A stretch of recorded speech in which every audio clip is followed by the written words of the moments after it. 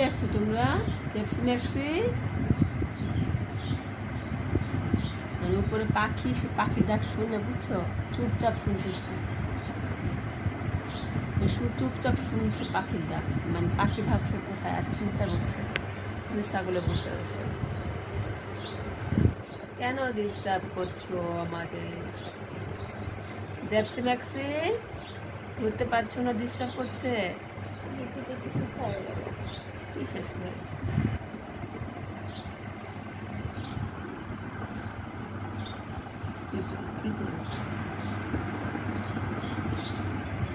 gypsy maxi, gypsy